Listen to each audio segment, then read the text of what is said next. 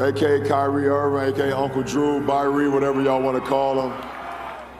He thought I was blowing smoke up his ass early in the season when I said he can be the best point guard in our league and also be an MVP in our league.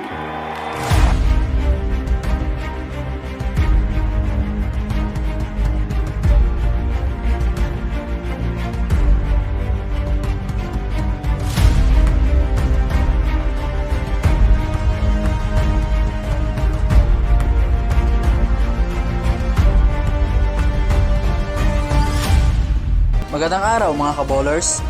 Sa video na to, tatalakayan natin kung paano nag-umpisa sina LeBron James at Kyrie Irving sa NBA at kung paano nila dinumina ang liga na matuturing na isang best duo na sumiklab sa liga.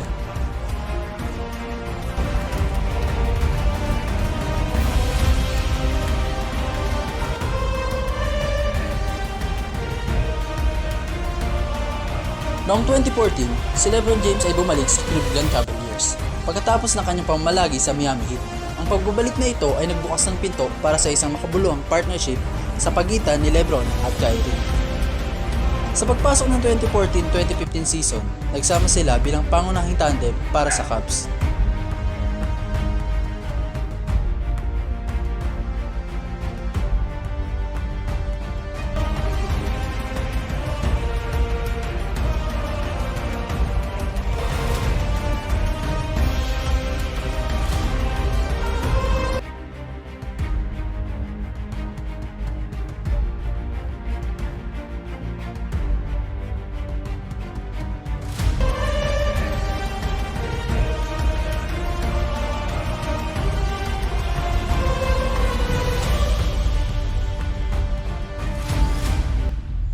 Ang isa sa pinaka-memorable na ito sa kanilang pagsama ay noong 2016 NBA Finals.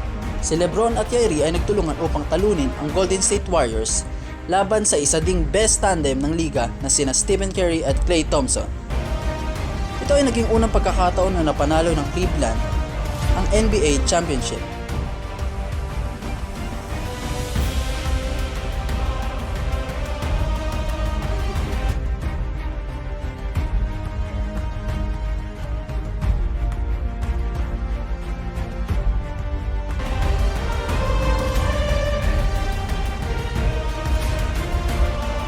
Pagkatapos ng kanilang kampyonato noong 2016, ang Cavs sa pangunan ni LeBron at Kyrie ay naging pangunahing pwersa sa Eastern Conference.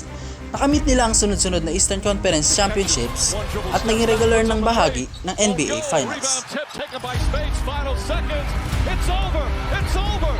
Cleveland is a city of champions.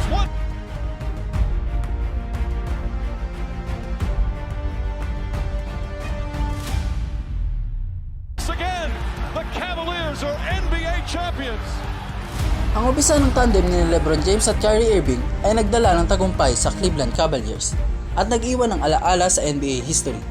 Ito ay isa sa mga pinakamahuhusay na duo sa kasaysayan ng liga. Para sa inyo mga ka-B-ballers, sino ang best duo ng NBA? Maraming salamat sa panunood mga ka-B-ballers. Hanggang sa susunod na video.